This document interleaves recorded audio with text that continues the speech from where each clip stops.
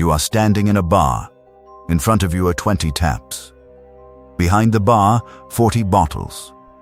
The labels are different colors, different countries, different stories. You spend 30 seconds choosing. Well, what if I told you that in most bars in the world, regardless of what country you are in, almost every bottle you are looking at was made by the same 3 companies, not similar companies, not related companies, the same companies. Every major beer brand you recognize, every craft label you chose specifically because it felt different, every import you paid extra for because it came from somewhere authentic. 3 companies. This is what that looks like. Let me introduce you to 3 companies. The first is AB InBev, full name Anheuser-Busch InBev. Headquartered in Leuven, Belgium. They own Budweiser. They own Corona. They own Stella Artois. They own Beck's. They own Hoegaarden. They own Leffe. They own Modelo. They own Michelob Ultra. They own Castle. They own Quilmes. They own Brahma. They own Bud Light. That is not a complete list. AB InBev owns over 500 beer brands. 500.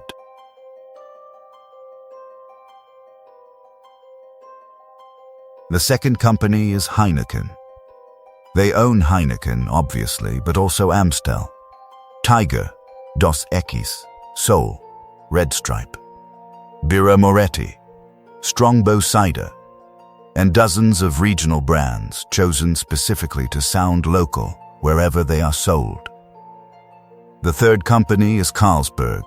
Carlsberg Beer, Tuborg, Kronenbourg 1664, Somersby, and again, dozens of regional brands that sound like they have nothing to do with a Danish multinational corporation. These 3 companies collectively control approximately 70% of all beer produced and sold on Earth. Not 70% of the premium market. Not 70% in certain regions. 70% of all beer on Earth.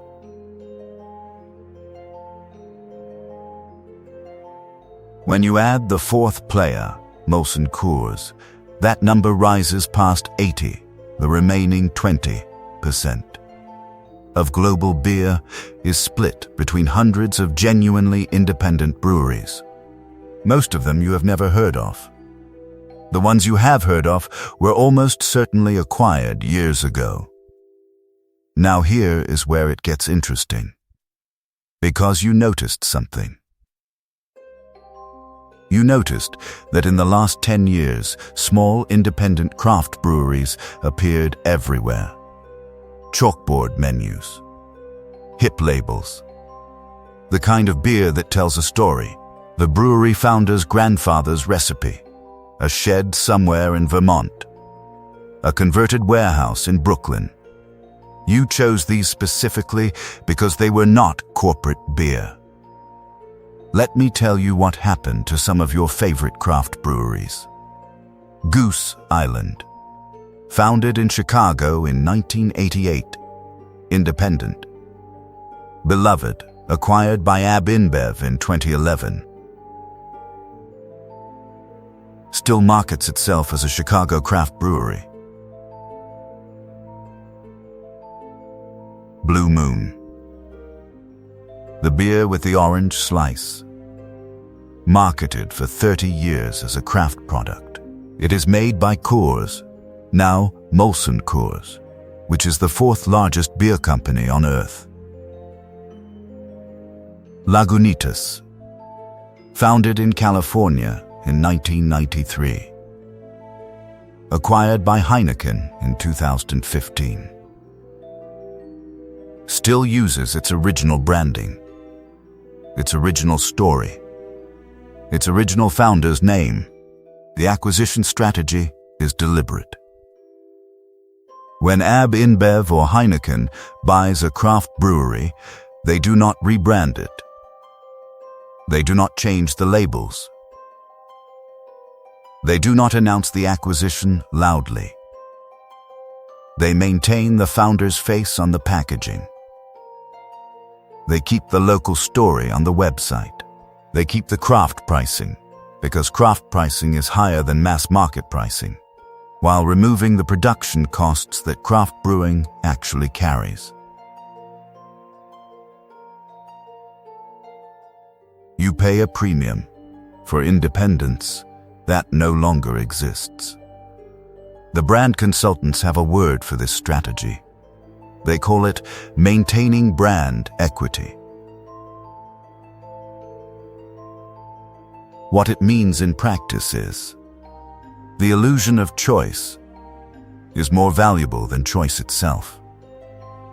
There is a name in the industry for brands that are secretly owned by conglomerates but marketed as independent. They are called craft washing. The same way a polluting company might market itself as green. The beer on the shelf that looks small was built to look small by a company with $100 billion in annual revenue. In the United States, a six-pack of Budweiser costs approximately $7 to $8. A six-pack of Goose Island costs $12 to $14. Both are made by AB InBev. The craft premium, the extra $5 or $6 you spent per six-pack, went to the same company you were trying to avoid by choosing the craft option. Over a year of buying craft beer instead of mass market beer, assuming 2 six-packs per week, you have paid approximately $500 additional to the company whose product you thought you were not buying.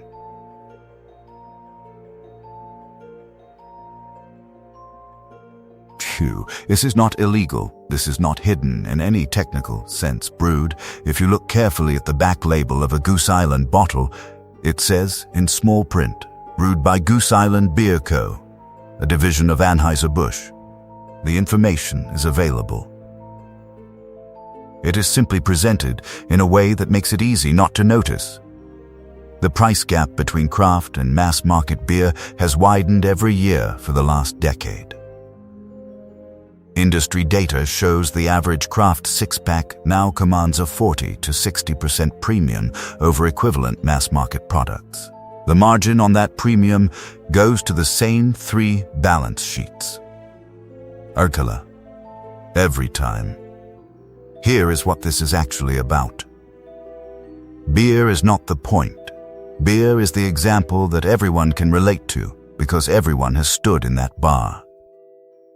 Everyone has made that choice. Everyone has felt the small satisfaction of picking something different. The beer industry is one example of a pattern that runs through almost every market you interact with. Eyewear, seeds, airlines, pharmaceuticals, cereals, soft drinks. In almost every case, the number of companies actually controlling the market, HOLO, is a fraction of the number of brands presenting themselves to you. The diversity you see on a shelf is almost always a performance of diversity. Not the thing itself. Wake Malo. And the only protection against that performance is knowing it is happening. Wake Malo. Which is why this channel exists. Next video. The fashion brand that built its empire on Nazi uniform contracts, and the company that apologized 66 years later. The gap between what a brand shows you and what it actually is, that is what we cover here. Subscribe if you want to know.